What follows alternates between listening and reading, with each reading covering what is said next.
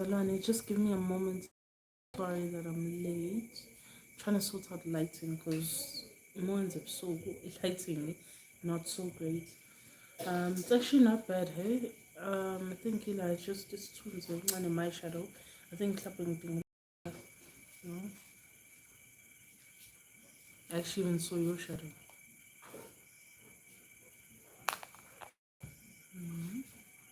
So I don't know.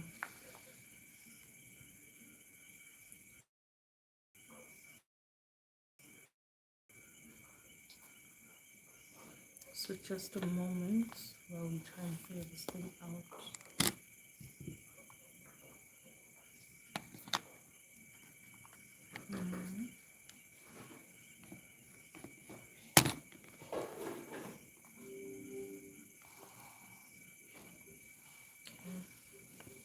But ngiyabonala kahle just ukuthi mhlambe kube ne-brightness ngalanga so thank you papa. Thokozani bazalwane, angithi nje amen kwabathandazi, amen ey'thumeni. Ngiyanibingelela nje kunina nonke, ngiyavusela ngiwugatsheni uboya benyathi ebusuku kompongo uzingelwane nabandla bezizwe kangonisona belusizo uthuzile usunto umuntu emazayo nani bomthanda bathi bewuthela amadoda makwande. Phinde nje ngivusele komakhanya kongonogumede kophathwa koqwaba kokuzwa konangezitha. Phinde ngivusele nasey'thunyeni zakithi kohadebe obhungane. Hopefully we are able to win and do this properly today. Guys, my mom is here. I'm so happy. I'm so happy. Maybe I should just get her to come and just say hi for a moment. I hope ngizozwakala. I'm so late for this life. This is horrible. But yes, let me just start on what I want to talk about because my battery life is not so great either. So, okay, what I basically wanted to talk about today is Izidliso. I've been asked a lot about Izidliso. Some call it Korobela, some call it Intando. What else is it called? I don't know these things. Yeah, because it's not our department. Okay, basically, here's my thing, ne, that I will say. And you know, I think it's important. And I say this consciously and I say this with understanding. Kudala vele imizi yobaba mkhulu yamiswa eminye ngathuthi yonke eminye yamiswa ngezidliso. All right. But the key factor that I think a lot of people don't know and don't necessarily advise on is that labantu ababedliswa kumendo yabo or kumshado yabo, there was due course when it came to that, ne? So ngifuna ukuyichaza banzi lento because I think it's important because I think a lot of people have the idea mase bekhohliswa abelaphi noma bekhohliswa abantu ukuthi no, it's fine vele into yakudala leyo babamkhulu bethu babeyenza, ogogo babeyenza, omkhulu babeyenza ukumisa imizi yabo. Okay, so I want you guys to understand this because it's very, very important. Obabamkhulu when they did it, noma ogogo bethu when they did it, ngey'khathi zabo, if you notice, there was never really like ibizwa ngani ukushawa or bad results that came from it because of how it was done. Number one, umuntu wayengavela adliswe, ne? Mekuzodlisa umuntu, for example, njengoba mina ngigane koShabalala, mekufanele kudliswa uShabalala wayengadliswa yimina. Kwakufanele mekhona iy'nkinga ngibike ekhaya koShabalala njengomakoti wakhona, ngisho ukuthi nasi isimo, uShabalala ulale ey'ntabeni, uShabalala uyahlupha, imali yokondla umndeni uspenda namantombazane, noma imali uhamba ayozidla ney'ntombi, uhamba aye ematshwaleni ayophuza akabuye ekhaya iy'ngane akazondli akasinakekeli ukuthi lokhu ucomplainile hlampe yabo uthola ukuthi balokho bemhlalisa phansi kushabalala-ke bamyala kushabalala-ke ushabalala kube ngathi uyezwa aphinde aqale phansi same story. Hayi bagcine sebebonile ukuthi hayi ngathi lo mntwana akayizwa lento umakoti usefuna ukuhamba uyabo useyabona ukuthi ngathi izinto azihambi ngendlela ke ngoba phela kuqala wangadivorce not really uyabo. So bathi no makoti sizoyilungisa thina le nkinga. Abadala bakashabalala benze njani laba abashisa impepho abanikazi bomsamo uma kashabalala the family get together kuyiwe emsamo mekiwe emsamo bafike basho ukuthi madlozi nina indlondlo bala ekhaya nina bogogo nomkhulu nokhokho nokhokhokazi bala ekhaya sinesimo esikanje kanje umntwana wenu sesizamile ukuthi simyale simtshele ukuthi akwenziwa kanje ne usedlule akafuni ukuzwa. So manje sesibonile ukuthi cha asiye kwinyanga yethu leya noma lo amlapha kwethu leya sifike sithola umuthi kanje ozokwazi ukuthi ungancindezeli kuyena ningacindezeleki futhi phezukwalokho nazi ukuthi ithina esiwumndeni esivumile ukuthi mawufakwe kuzazi ukuthi fanele abe umuntu ohlala ekhaya onakekela ekhaya kanje. Yeah, understand? I hope you guys understand what I'm saying. So once the family have spoken to the ancestors, bawushiya umuthi emsamo. Nanku umuthi esowufaka kena ukuze sikwazi ukuthi siqinise umuzi wakhe angabi umntwana olale intabeni ongenzi kahle ekhaya ebe eyinhloko yasekhaya. Nanku umuthi siwushiya phambi kwenu mekuthi niyawuvuma ngicela ke nikhona ukuthi ke nisikhanyisele ke sikwazi ukuthi ke usebenze ngendlela kuyena. Hayi ke bese ke maseke ubuyilwe izwi from abadala bathi siyawuvuma lo muthi umntwana siyabona ukuthi uyahlupha kanje amathonga asekhaya avumile ushabalala ke bese adliswa ayidliswa ubani edliswa kubo because bazalwane you need to understand something. Mina ngumakoti ngifike ngokuzogana. So whatever I do is gonna send alarms to amathongo akubo kashabalala. Kodwa mekwenziwa abantu bakhona kashabalala then ayixwayi because into engena ngasekhaya lento ifana nani na ifana nokuthi if you've ever noticed mekuthi nihambe enyangeni ngisho ukuthi enyangeni but menihambe kwabalaphi noma izangoma nihlola ukuthi hayibo nadliswa kanje ekhaya noma ukhona umuthi ongaphathi kuwena owafaka umndeni why kuphuza ukuthi kuvele kuphuze kuvele because wangena ngomuntu wasekhaya umuthi ongena ngomuntu wasekhaya uphuma kanzima and awuveli kalula. So hence why umuntu medliswa when it comes to izinto njenge futhi angithanda ukubiza ngintando lezi zedliso kwazona babengayibizi ngentando bebethi uqinisa umuzi ukuthi delay kalula ungabi intekenteke kodwa ume uyayibona lento ingane zikhule nabazali bobabili ngaphansi kwekhaya elilodwa. So babenze njalo ke bamdlise umntwana wabo masedlisiwe sisihlala sesihappy ushabalala ke akasayi ejahi intombi akasahambe ulale ematshwaleni sorry ukuthi ngenza umzekele ngawe isimo yabo. So into kanjalo ke eyenzeka ne. So I needed to explain this because this I don't want somebody mhlambe owazi usiko afike angiphikise ethi hayi kwakwenziwa kudala nje but this is how kwakwenziwa angiphiki dala vele yayenziwa lento but yayenziwa ngeorder and yayenziwa ngoba umuntu esedlulele kwisandla sabadala because you have to understand menginenkinga emendweni kwakuhamba kuyiwe ukukhuluma nabantu abadala basekhaya okuyibona bazokwazi ukuthi basiyale njengabantu abasemendweni sisabasha sizama ukukhulisa ikhaya.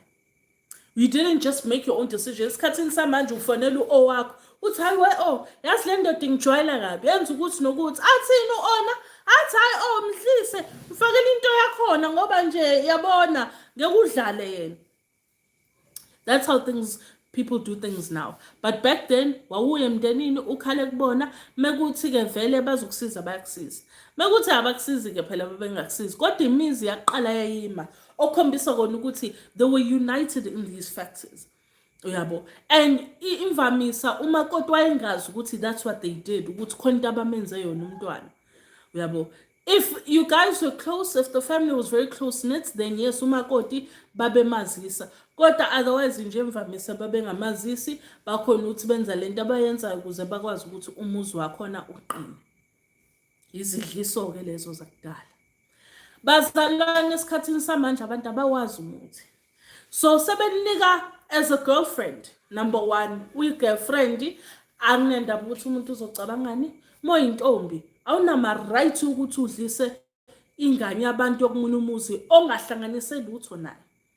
Ngoba nakho mhlambe ufuna whatever ufuna ukuthi ashade wena noma umbangane izintombi eziningi noma naye uguy mhlambe ufuna wena uyintombazane ebona ukuthi uyahluleka ukushela.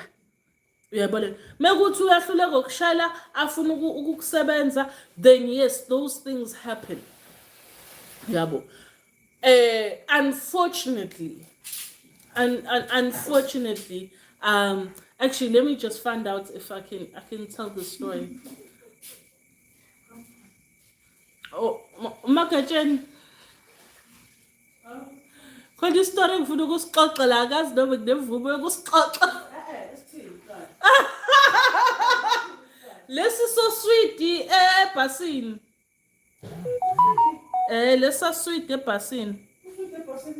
Loyana wayengafunwa and then wanika usweet or something nika umuntu yabo mawu yasazi lesa story. Lesa kamakhaya.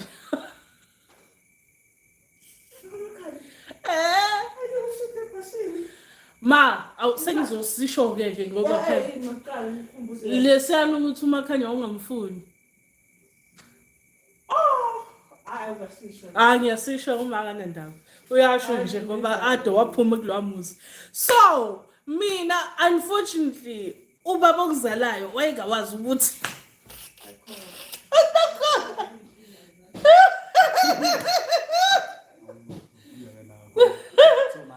hayi uma kanendaba uyadlala nje uyasho.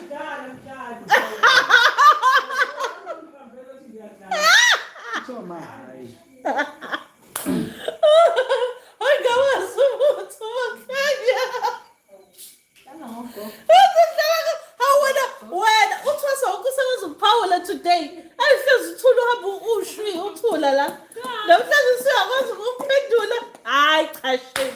Laze lahlangana ngale ndaba. Iyachisa nonke.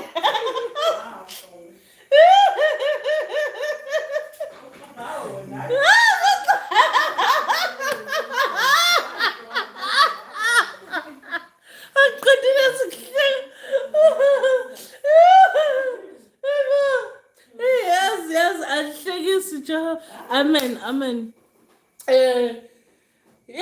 Yeah. So khona abantu abangawazi umuthi bazalwane. Khona abantu abangawazi umuthi badlisa abantu, you know. Leyo nto ihamba ihluphe kumuntu. Khona abantu abanamadlozi aserious. Lento igcina isiphenduke like isasichitho. Uyabo? So lo muntu ozama ukumbamba ngalomuthi agcine sekunyanya wena self. Uyabo? Imvamisa. And I'm going to touch on this, but I'm not going to dive deep into it. There are people today that are in relationships with people, and then masusu find out from, for example, from the guy, yabo ukuthi how usibaniman mumshayelana athi bengibona isilwane bengaqondile. Uyabo? So sometimes le mithi le enikeni ifaka abantu iyaphenduka over time. lo muntu othi umdlisile agcine mekubona wena abona ngathi ubona isilwane. Hence why you end up finding people bagcine sebexabana sebetrapana endlini. Uyayibona? It can go either or. It can be with the guy doing it to a woman. Uyabona le nto? Mhlawumbe mekuwumuntu osifazane ade emdlisile, ugayi mebona umuntu osifazane ambone seyisilwane, so agcine selwa naye emshaye engaboni ukuthi ushaya leyo ntombazane leyo ngobani ibimdlisile. Nentombazane same thing, ubone isihama umuntu wesilisa ngoba nakho imbona eyisilwane noma embona engathi yisitha thizeni, because lo muthi usuyaphenduka. Abantu abaningi bazalwane bayayirobha imithi, abayazi le mithi that is not harmful. Nokuthi mozosebenzisa umuthi oqinile ojulile uyacelelwa umsamo, awuvele usebenzise. Hence why even ukubethela mozobethela kunezinto ezifakwayo, uyabo, ezifakwayo ejardini noma egcekeni lomuntu. Lezo zinto mozobethela uyamtshela umuntu, mina advise people ukuthi njengoba ngizobethela mhlawumbe at the end of the month khona imithi ade ngimnikile ukuthi ayisebenzise achele enzeni, bese ngiyamtshela njengoba ngizofika ngibethele, phahla usho kwabadala ukuthi kuzofika uMakhosi sibanibani ezobethela kwami, kunemithi ezofika nayo. Ngiyacabanga ukuthi ngicela ukuthi ningigijimele phambili niyibone leyo mithi azoyisebenzisa ukuthi iyazwana nani na, ngoba kunemithi engazwani namanye amadlozi ebahilayo. So hence why it's important ukuthi uyibike. And that also causes me as umuntu onedlozi nesunywa to actually mengibethela emzini womuntu ngibethela ngokwedlozi, so ngibethela ngomuthi ngiphinde ngibethele ngesiwasho. Kuneyiwasho ezihlanganiswayo eziyuzwa for ukubethela, so I use both so that mekuthi kuhambe kube nencindezi phezu komoya, uyayibona lokhu kwesithunywa kwazi ukuthi kuhlambulule and kubavikele kulelo khaya. So umuthi oqinile uyacelelwa, umuthi oqinile uyabikwa, so that awubahila abantu endlini where it ends up causing more harm than good that it was intended. So mozuthatha umuthi ke udlisa umuntu and all of those things, kunama repercussions anzima that come with that. Yabo, abalaphi benu abantsheli nokuthi ke have an understanding of something. Awukho umuthi ongavuselelwa, awukho. Ungahamba uyephi, ungaqhiqa umhlaba wonke, umuthi uyavuselelwa. Umlaphi wakho that has a responsibility to tell you ukuthi lo muthi after 3 years fanele uvuselele, noma after 1 year fanele uvuselele, noma after 10 years fanele uvuselele. Because trust and believe, methi mhlawumbe umuthi fanele uvuselele after 3 years, ne? They're not saying ukuthi come 3 like u3 years masuphelile ufike ngonyaka wesi4. No, they are saying ukuthi u3 years is the lifespan of lo muthi. Wena ufika on the 3rd year, uyabo, mhlawumbe in the middle of the 3rd year uyovuselela to then go another 3 years or whatever the case may be. Umuthi wonke uyavuselelwa when it comes to whatever purpose that it needs to fulfill. Ne? So that is something to note. Izidliso ke same thing. What happened? Masudlisa ke lo muntu wakho ukuthi uyamdlisa. I was 4. Don't tell you that. When uhlala nje endlini, kuyaliwa, kuyashawana, kuyatraba, kuyabhubha nje, kuyabhubha. And some people die from that thing. They die. And the sad truth is that a lot of people don't understand ukuthi there's some cases, and I'm not saying all, but there are a few cases of GBV that actually comes from Izidliso. And I think that's a truth that South Africa is not ready for. But kune GBV eqhamuka ngezidliso because one of the ingredients ngingichazele mina iyidliso izidliso ziyahluka, but for most of izidliso they require either amasimbenja noma ubisilenja noma something that is of disgustingness, ne? There are some that require blood ukuthi uthola igazi lalowo muntu or insila yalowo muntu. So lento yena yokuthi sometimes amantombazane anyamalelwe iphenti noma anyamalelwe i-underwear umuntu wesilisa naye or whatever, uyayibona. Those things are highly problematic because there are some izidliso that requires your DNA. So uthola ukuthi for example ushabalala ufuna ungidlisa mengena kwama-period ngena esikhathini ushabalala ke atshontshe iPad yami mhlawumbe ngisandana ukuyikhumula, so angibone mhlawumbe ngiyikhumula ngithi ngiyayilahla vela intshontshe ahambe naye enyangeni. Inyanga lifuna leligazi leli elijulile langaphansi lithathe lolo gazi bangisebenze kuze ngikwazi ukuthi ke ngibe isilima sashabalala ngimlandele yonke indawo yimna yabona manyakaza. I have to like it almost drives a level of obsession as well, where sometimes it's like you're obsessed with that person kanti usetshenziwe, uyabona. Abanye ke uthola ukuthi bakunika idliso lawe zingena ngocansi, so zingena ngenkonzo sekamereni where intombazane ifaka something whatever, whether yayigcoba or yenzani nje, there's different ones, and ukhona ukuthi ke afika azolala nawe malala nawe ahambe kenza izinto. Lento ukugovozela imithi bazalwane nibiza amagama abantu ukusebenza abantu leyo nto, and that thing is very demonic. That thing is very wrong because idala such intense hate even emathongweni, uyabona nto, where they come and they shall respond ukuthi this is what you're doing to our child. Bese ubone ngathi ulandelwa mabhadi, ubone kuchitheka izisu. You know, I had a case a few years ago. I had a case of umuntu wesifazane owayengabathola abantwana. Ngaba nombuzo ukuthi mase sengihlola kuvela ukuthi wadlisa le ndoda le ashade nayo. So ngambuza ukuthi lo mando wakho uthole kanjani? Wangakazi ukuhlutha hlambuluke mina. So ngamtshela ngathi I can't help you because if you can't even be honest ukuthi lo mando okuwona kwimanje ingoba untshontsile, ngoba phela untshontshe umendo loyo. Labantu abanikhohlisayo ukuthi umendo uyantshontsha, there's no such thing. Awukho umendo ontshontshwayo. Umendo noma ngowakho ubo wakho. Mina mengithi ngisiza abantu, I tell them into simple. Ufuna ukuglowa, ufuna ukuqhakaza, uthandeke, uzwe izinto going your way, zikline wena, uzilaphe wena ngoba nibulala ingane zabantu.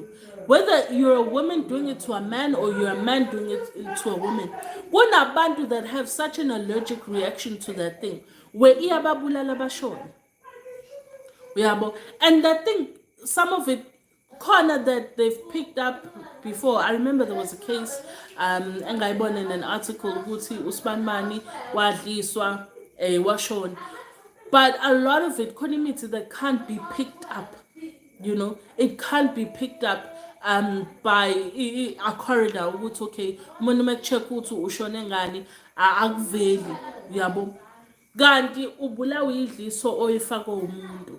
Kunabantwana khona ingane zabantu outsha ezingakwazi ukuyitolerate le mithi because le mithi is strong. Le mithi iwukuthakatha, ukudlisa umuntu ukuthakatha, and I don't want you guys to get it confused. Ukudlisa umuntu ukuthakatha ngoba usuku ubophelela into engayona eyakho kuwena. Untshontsha into uthola ukuthi idlozi la kubo lo muntu ladalile ukuthi lo muntu ufana gane mhlawumbe ushabalala ufana gane uMandlovu yimini. Nina senibona ukuthi hayi no ushabalala ufanele mina bese ngiyamthatha nginamsa ugangu uyathakatha udiliza one thing so that kungenzeka le efuna wena, and that thing does not work for a very long time. Shabala usuku ngidlala sakala. Usebenzisa ngalo ngani? Stream. Shuthi badla idatha yami. I poo, you know. But yeah, I'm not going to be doing this video for long. But anyway, so yes. So uthola ukuthi Ugcine kanje ingqondo kuyibaleka. Ugcine khona. Yes, ukuthakatha ukudlisa umuntu, you know. There are things that happen kunamaphupho njengathi nje mozodlisa umuntu kanti uzalwa vele umuntu kamoya, umuntu ofanele athwase noma umuntu ofanele abe umthandazi. Uthola ukuthi kunezibonakaliso nanani ezizovela ngawe, ubone ngathi usuxabene nomuntu noma usuyisitha, ubone izinto ezingakulungeli kanti usushawa yilabantu bakubo because you were doing things that you had no business to do to abantu abakanjalo. And abantu bamoya bayancikisela to a point where abanqeni ukuthi kube ngathi uthakathiwe because bayakushaya for what you were attempting to do to their child. Lonto uthola ukuthi lawo mabhadi lawa akulandela everywhere you go to the point where mohamba umuntu ohlolayo you'll have a case kuthiwa awubuyela kumndeni othile khona umuntu ongawathandana naye during mhlambe this period in your life, buyela kuloko mndeni uhambe uyoxolisa uyocela uxolo ucela ukuthi bakushwelezele emathongweni because wawukuthi usebenza ingane yabo kanti bazokubamba and then bese ke bakuphendulela ke leyo nto leyo. Izidliso bazalwane, Korobela, Intando, all these things, whatever you call it, that thing is very dangerous no matter how you do it. Because ukudlisa umuntu that you're just in a relationship with, ongashadile naye, is wrong. And also, it causes an obsession kind of love to the point where umuntu is either willing to ukuthi azilimaze yena noma limaze wena, in the name ukuthi mhlawumbe ukubamba ucheater noma ukubambe ngathi busacabanga ukucheater noma mowaxoxa with, if for example if njengoba ngumuntu esifazane ushabalala ngibambe ngixoxa nomuntu wesilisa bese evela sangana, it causes like that level of obsession. So that kind of level of obsession igcina isidala abantu ukuthi umuntu engasamthandi lo muntu, uthola ukuthi angisamthandi ushabalala, angisamfuni ushabalala because ngiyabona ukuthi ungibangela isicefu ngixine eduze, you know. So to do that and you just girlfriend and boyfriend is very very bad because at the end of the day wena usuyishiya igilile ingane yabantu ayazi yona ukuthi inomuthi ohlele kuwona ofanele ukuthi mawukhishwe when you carrying on with your life. Bese enze njani ushabalala ke enzeke lezi zinto ke lezi ke zokuthi akulimaze noma kubulala noma enzeni in order to kind of get rid of this feeling that he has due to the result of lento ukuthi umdlisile. You know, I always advise people ukuthi if you can, don't udlisa umuntu, rather ulaphe wena. I think somebody once said ukuthi ezizangoma, you know, you already have this glow and this pull thing about you that makes people want to just be in your circle. And learn to works even in a relationship. Ayikho into odinga ukuyenza okudlulela ukuthi ulokhu usihlambulula wena in order to secure your love.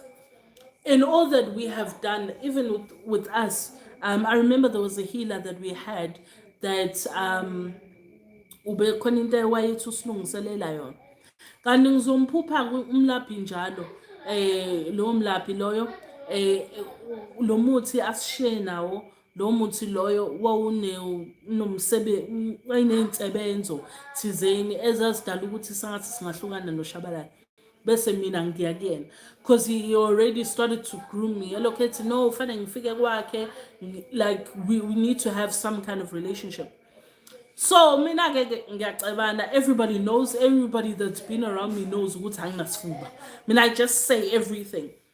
So ngase ngamtshela uShabala ukuthi yazi a weird thing happened. This guy ufike wathi kumina yabo, wathi fine lokhu ngivashela unezinto afuna ukungikhombisa zona, kunezinto afuna ukuthi angisize ngazo yabo, outside of mina being around uShabalala. Usethi uShabalala kumina, how kuwena usho njalo kumina uthe fanele ngikufakele umuthi kuze uzozwa yonke into engishoyo, yonke into engishoyo uyenze, you know. Meanwhile, this person knows that we are both healers and we are both abantu bamoya, but wayebona ukuthi still fanele enze lo mkhuba loyo. abadala bayakwazi ukuyiqinisela bona i-relationship, abadala bayakwazi ukuthi bayibethelele i-relationship on their own without ukulekelela. Your responsibility ukuthi uma uthandana nomuntu zigeze, awuklowe, yabo, usebenzisa iwasho, usebenzisa ugqumu, uphalaze, ugeze, uthande kubantu. That's your responsibility ukuze into zakho zibe right. Kodwa ukuthi uthathe umuthi ufake omunye umuntu, cha bazalwane, angeke nginifihlele, usuke usuthakatha lapho, usuke usumthakathi onzima, onganasibindi, ini onesibindi, ongananembeza, nazo-ke isibale, ongananembeza. You can't do those things. And I know there are, because of peer pressure and being advised, umngani nje okutshela kanjalo usuke kulahlekisa, because as somebody that comes from a situation like that, it does no good, yabo. There's no peace in the relationship. And when I say I come from it, I don't mean me and him, I mean the other good Jenny. So yes, so because I come from a situation like that where I saw Guti in a home, there's no peace when there are things like that that have happened, you know. And honestly, it's heartbreaking because it's like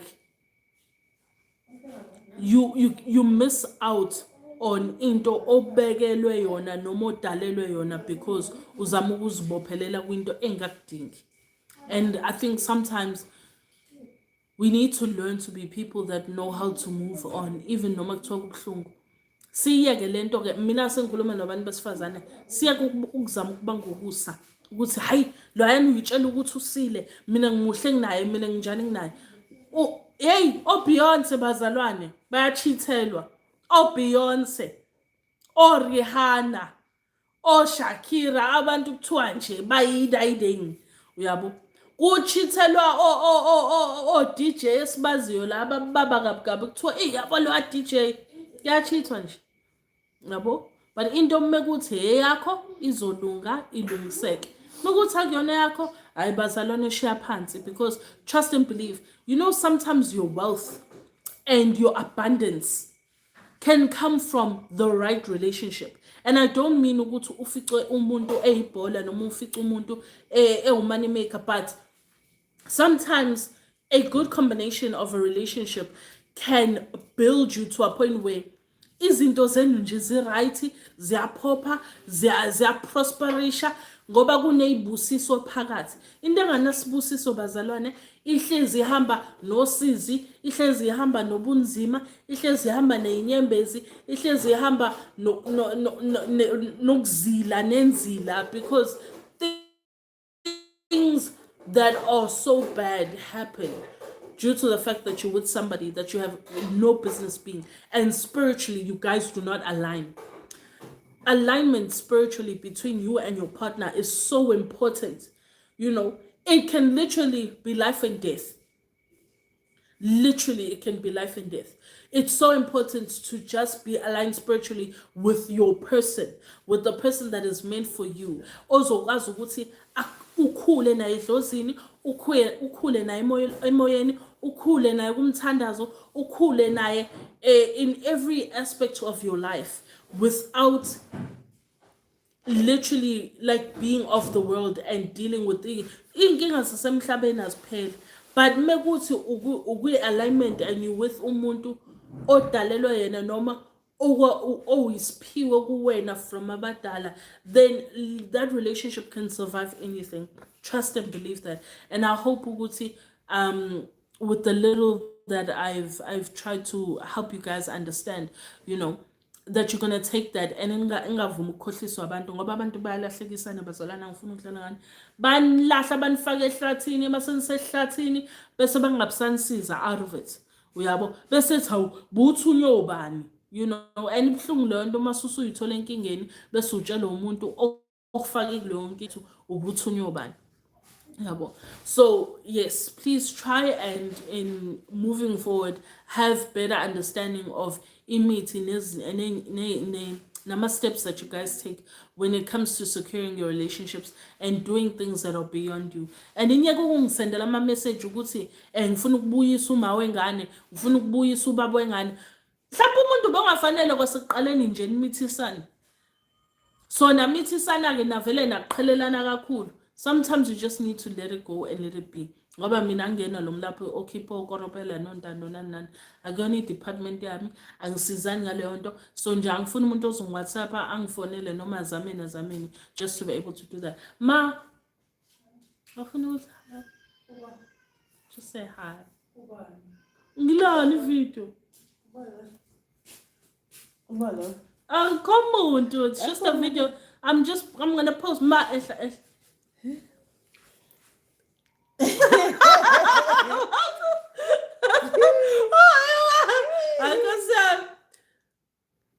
good Jenny Gelonanga. So yes, we're hopefully gonna do a video together soon. Oh, Moses, wait.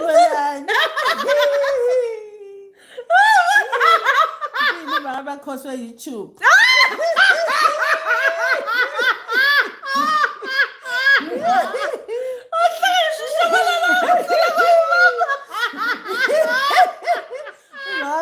YouTube, what do you have? What do you ever see? I'm running can't and you're running down.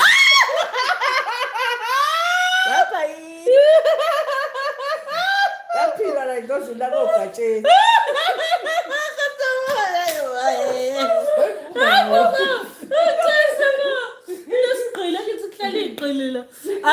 Yeah, so that was my mom.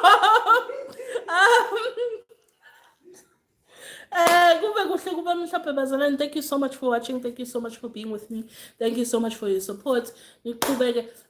Subscribe and don't forget to join the channel, those that want to join the channel. Yeah, and sizohlangana soon. Bengidle video ngizoyenza kusasa ngibonile ukuthi cha impela kusasa ngizobe ngimatasa ngi-up and down. Qhubeka nokulungisa izinto and so forth and so forth. So nje yes kube kuhle kume mhlophe ngithi nje ngiphakamisa izandla ukubonga ukuthi kukho konke abantu abangisupportayo on this channel that have been with me nje for the longest time. I appreciate you all and we shall hlangana and do a family meeting very very soon. Kube kuhle kume mhlophe Makhosi.